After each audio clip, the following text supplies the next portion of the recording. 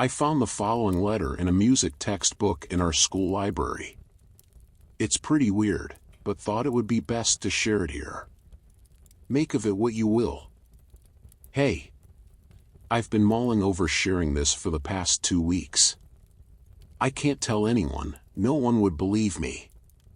But things are getting strange and I just really need to get this out of my system. I'm a second-year music teacher currently teaching in Vienna. It's always been my dream to come here to teach and soak up the sheer history of the place. To think the likes of Mozart, Beethoven and even Schubert walked these streets just blows my mind. It's been a long journey and the process was arduous at times.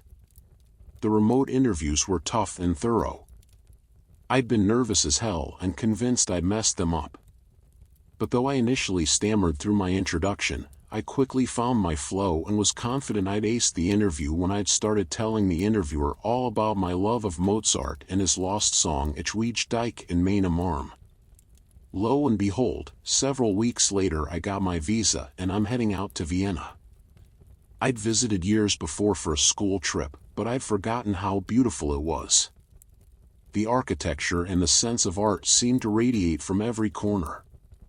I spent hours walking street after street searching out the locations of so many of my heroes. Anyway, I was lucky enough to secure rooms, admittedly in a not-so-great part of the city. But for the money, I didn't have much choice. Regardless, it felt like life was falling into place. The students were easygoing and within the first month, it felt like I'd made several pretty solid new friends with the staff already. I'd been lucky enough to get my dream job at a school in Vienna for musicians. This was it, I'd told myself. Then winter rolled around. Now I'm from the West, so damn, it came as a shock. I can't remember the last time I saw snow that thick and unfortunately for me, my apartment's heating was next to non-existent. But the beauty of that snow-covered city just made it all worthwhile.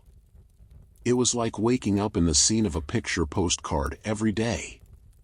November had rolled around way sooner than expected and my plans to head home to celebrate my birthday had quickly evaporated with the deluge of work that had come my way. I felt pretty disappointed and I think my colleagues got that from me. So you can imagine my delight when they announced they were taking me out for drinks at some fancy restaurant around a near Stadt in the city. It was such a thoughtful gesture of theirs and it made me feel not so bad for being stuck out here. So as planned, we finished up for the day and headed out into the cold streets of Vienna. It was such an amazing night.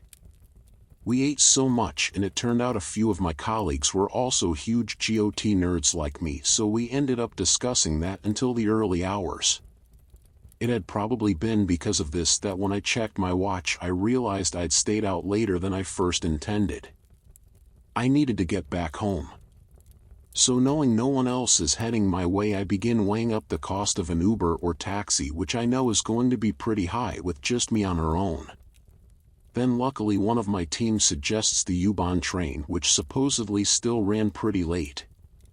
Knowing the stop is a stone's throw from my apartment, I figure this a better, and cheaper, option and agree. So, escorted by my colleagues, I'm safely dropped off at the station, where I buy a ticket, I'm wished happy birthday one more time, and waved goodnight. It felt really weird arriving on the platform that late in contrast to the bustle of the daytime. There were the usual suspects you'd expect, the drunken partygoers, heads nodded forwards into their laps. Along with the late-night workers shuffling home from the shifts, eyes too tired to focus. That cold air had hit me hard too and I was feeling the effects of too many glasses of wine. I decided it might be best to sit down. So duly, I fired up my music, put in my headphones, and tried to somehow make myself comfortable on one of the station's cold plastic seats. The next thing I remembered was the clunk of a train door opening as a carriage pulls into the station. I panicked. I'd fallen asleep and now I had no idea what time it was. Somehow it only took me a split second to grab my stuff and leap aboard, literally fighting back those closing doors. Anyway, relieved to have made it onto the train, I slump breathless into a seat and start to drift into that comfortable feeling of drunken numbness you get as the train begins to whine and rumble out of the station. Glancing around, I was surprised to see the lights on the train were significantly duller than most U-Bahn trains, and the majority of the carriage was bathed in shadow. With only a handful of passengers sharing my carriage, situated way down in the darker end. Just outlines in the murk. The lights too needed fixing and would flash sporadically. In doing so, occasionally I'd catch sight of a passenger's face. The weird thing was, no one appeared to be on their phones or, given the time of night, asleep.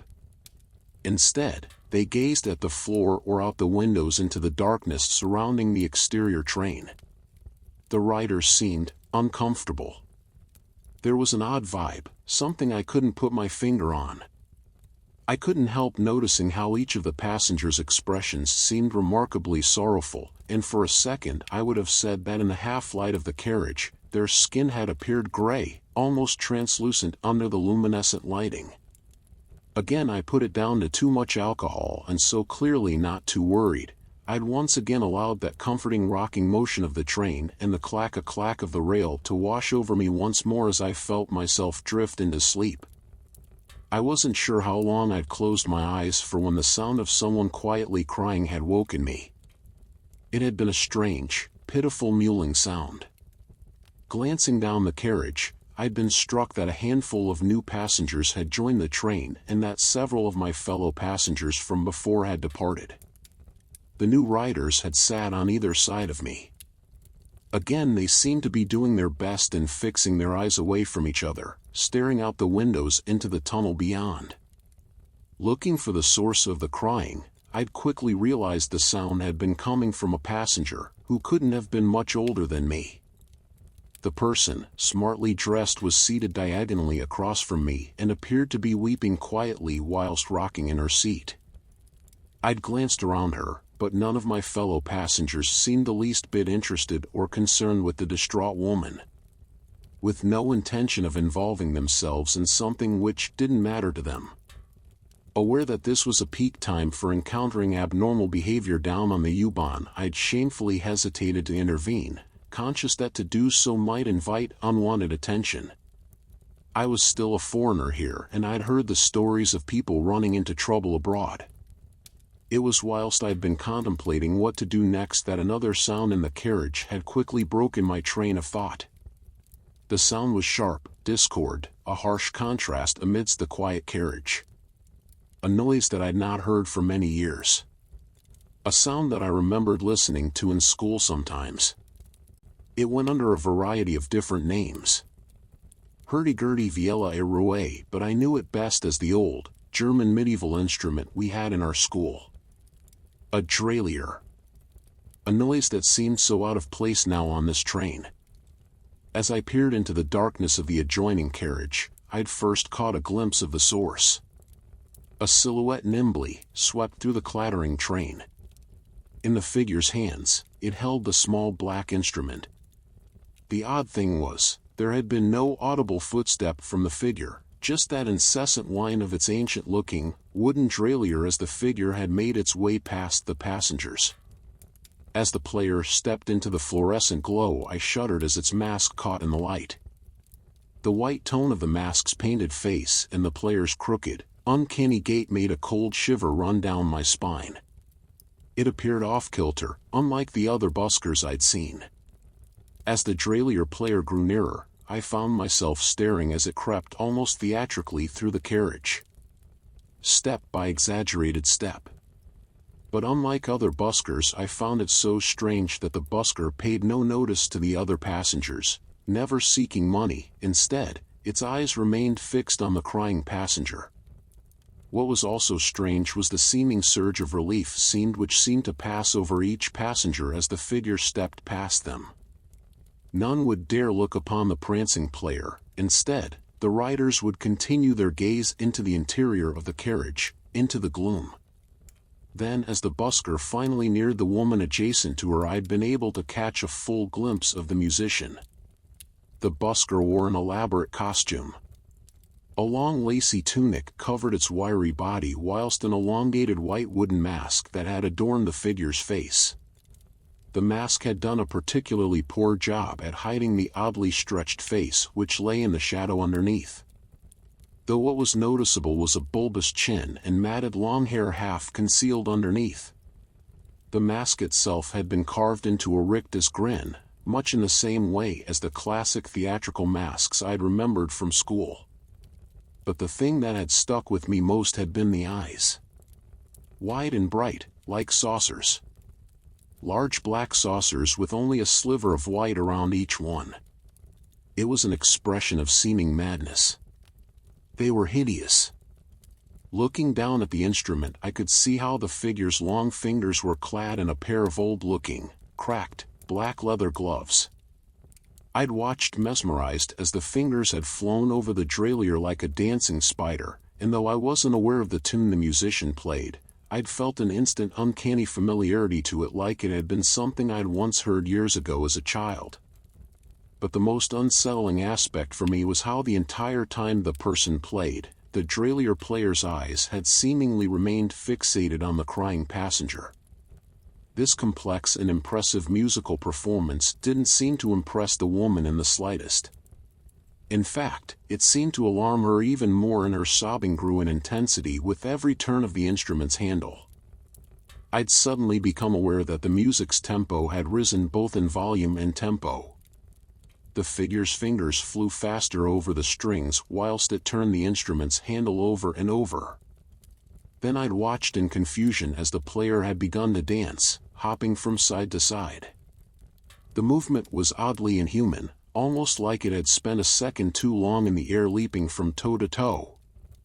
By this time the loudness of the music had reached an ear-piercing crescendo, and I'd been tempted to say something, but then a second later, it stopped. As I stared at the derailleur player's back, I'd watched as it made a particularly peculiar gesture, slowly removing his mask, and in a low, extravagant bow, he extended an outstretched palm to the sobbing woman in front of him. By this point the passenger before was gulping back tears, looking pained by the performance before her. I watched in astonishment. I saw the woman's trembling hands feel in her pockets before placing a small coin-like object into the player's outstretched glove. Like a clockwork toy, this token of payment had seemingly brought the figure back to life. Immediately springing back into action. Stiffly, the busker had pocketed the coin and lifted the mask to its face. In such close proximity, I'd had caught sight of its features. Though I never saw it clearly, I just recalled a flash of gray, mottled skin. Skin that seemingly hadn't looked right on the face of something so animated. Then the train had lurched sideways with that familiar motion of the brakes being applied as we approached a station. Drowsily I'd turned to look out darkened windows. I froze. There was no station. A total void of blackness lay outside the glass. As I looked on in confusion, the doors of the train slowly slid apart, revealing a dimly lit platform with a wall of black tiles.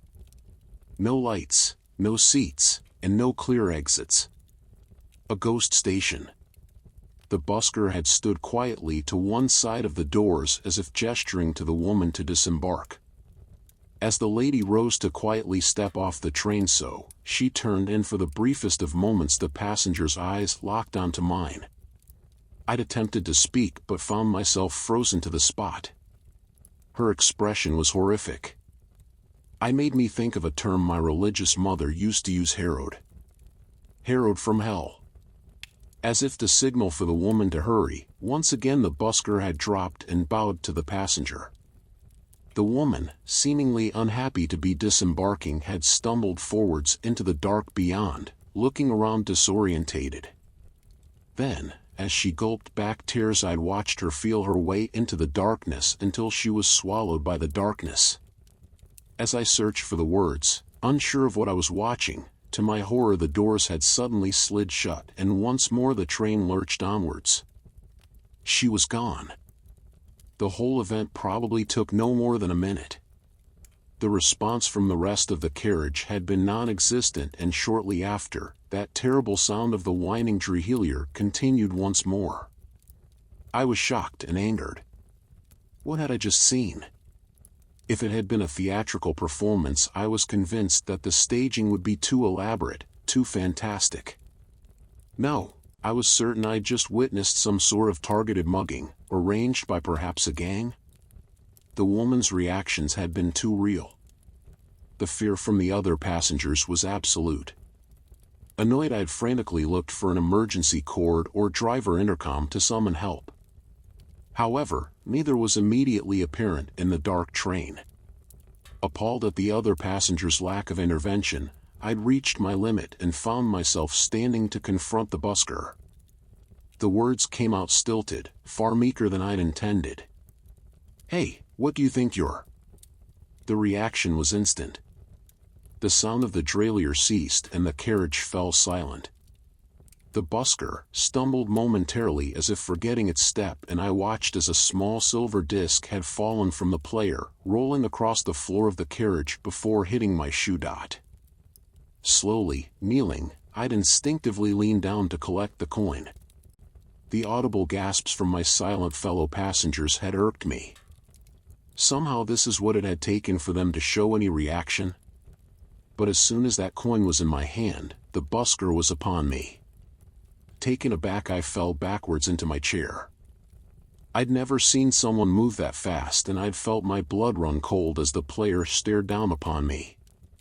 That hideous mask and those two black orbs under it boring into my own. Irritated, I'd attempted to push the busker away, feeling it invade my own space. But it had been then when I'd felt the tugging on her clothing on either side of me. Two passengers pawed at my coat, clutching at it tightly whilst they aimlessly mouthed words at me. They appeared drunk, almost in a daze. But somehow they seemed desperately trying to articulate something which remained unspoken.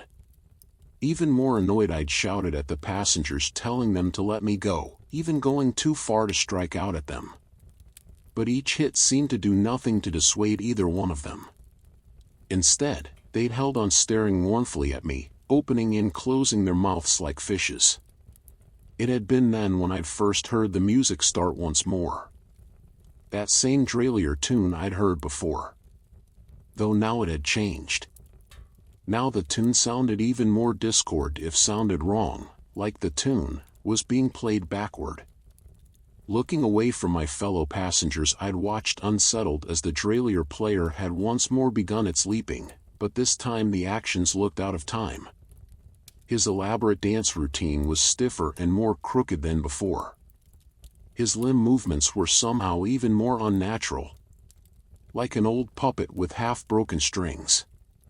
Staring around the carriage, I'd willed the other passengers to intervene.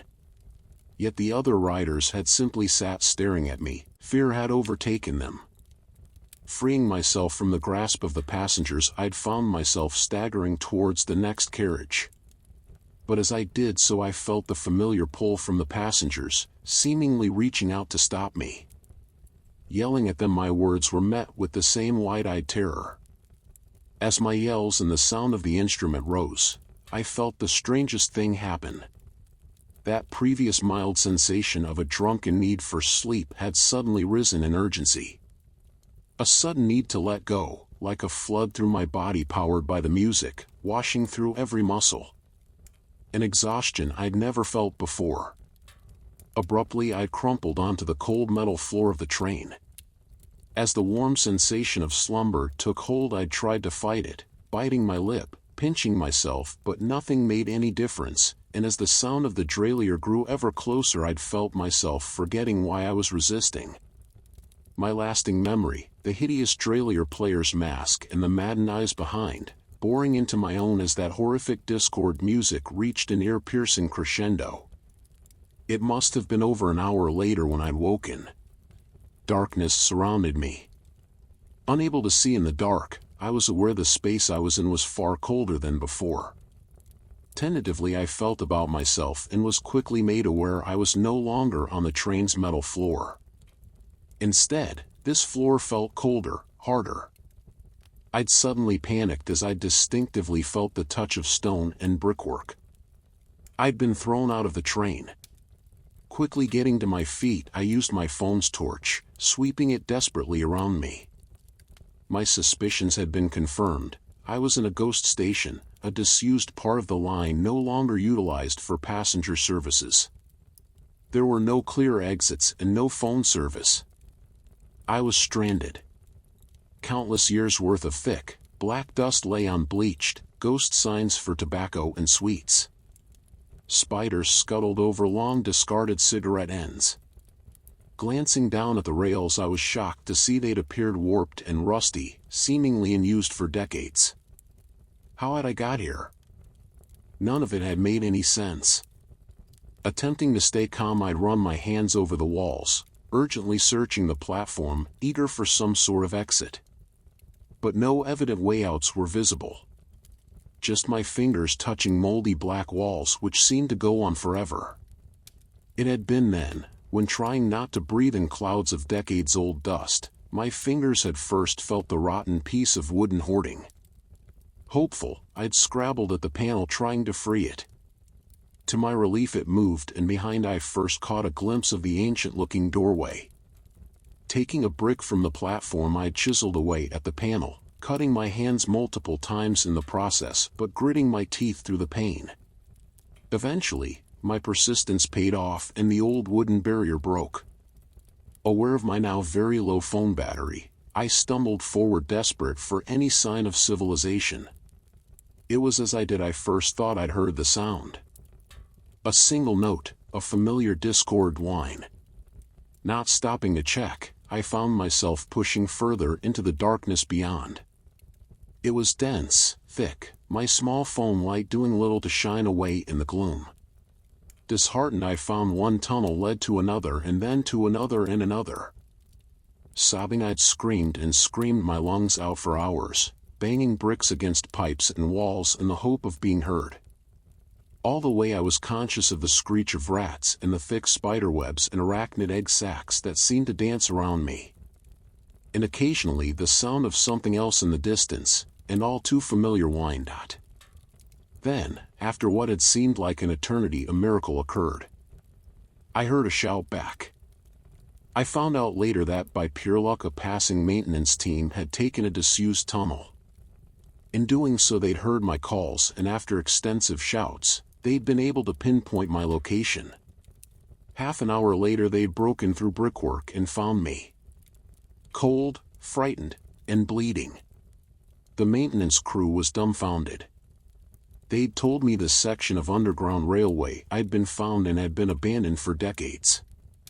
No trains had run that way since pre-war. There was no clear explanation for how I had gained entry to a ghost station. However, my relief was short-lived, as once taken to safety and cleaned up I'd been quickly threatened with prosecution for trespass. But those threats had quickly been dismissed as I angrily threatened court action against them. How would it sound to hear that the U-Bahn company had somehow left a young girl alone at a disused station? I would take it to the press, hell, the embassy. Terrified of the ramifications, the station manager had to admit there was no other route and I was sent home in a taxi. The matter was over. Closed. Well, that's what I thought anyway. Anyway, I got home, washed the layers of black dust off me, and decided to try and sleep. 8 hours later, life felt more normal. I reasoned with myself that I was a rational person and there had to be a rational answer. Perhaps I had drunk something too strong, or perhaps someone had put something in my drink when I wasn't looking. But I remember how I'd felt on that train, the fear, the terrible whining sound, and that thing. Regardless, I went back to work and didn't tell anyone about it. Hell, how could I? The U-Bahn staff would never share anything, and nor would I. I guess it had probably been several days later when I'd put my clothes in the wash. As I'd emptied my jeans pockets, the distinct metallic clattering sound of a coin hitting the floor made me freeze. Pausing, I reached down to pick the object up off the floor. I recognized it instantly. It was the woman's old token from the train. I'd felt my breath catch in my throat.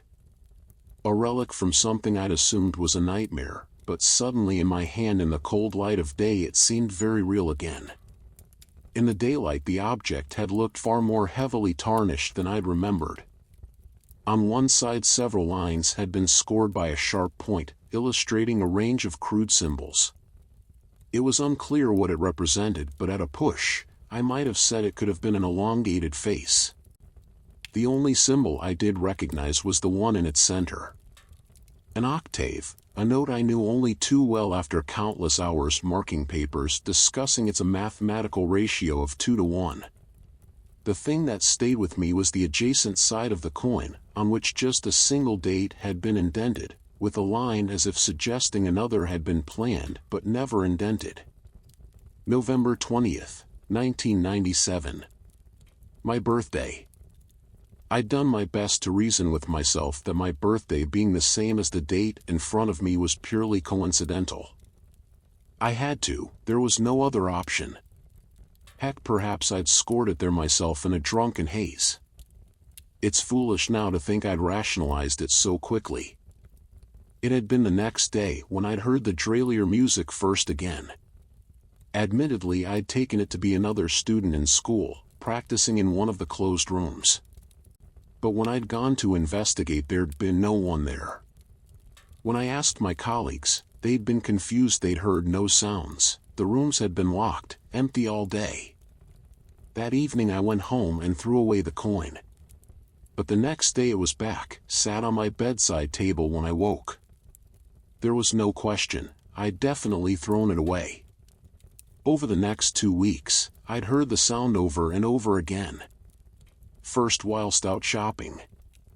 A harsh whine in the supermarket. I'd cried in shock as the piercing shriek of the Dralier seemed to echo down the aisle, dropping my shopping in the process. The shopper next to me stared as if I'd lost my mind. But then I heard it once more, and turning, I caught the edge of a ragged tunic as something dark and nimble leapt behind a display of cereal boxes. But of course, when I'd run down to them, there'd been nothing there. Later I heard it at night, often somewhere outside my window. I asked my neighbors, but no one knew what I was talking about. I heard them whispering about the crazy foreigner. It's been 2 weeks and nearly 1 day, and the sound gets louder every night. Sometimes I can't sleep, it's so loud. I'm sure I've seen it, lurking in the hedges outside the apartment block. And no matter how many times I throw away the coin, it keeps coming back. So this, I believe, is my last option. You might believe me when I saw this, but truly I'm so sorry. After I read the letter, I'd reached out to the library, but they've got no record of the person who left it there. There's no further information on the person in question. But I did remember reading a story about a missing music teacher in Vienna some time ago. There was one final detail of note. On the back of the letter, a single coin was affixed with tape. On one side was an octave, on the other a single date was scrawled on. It's my birthday.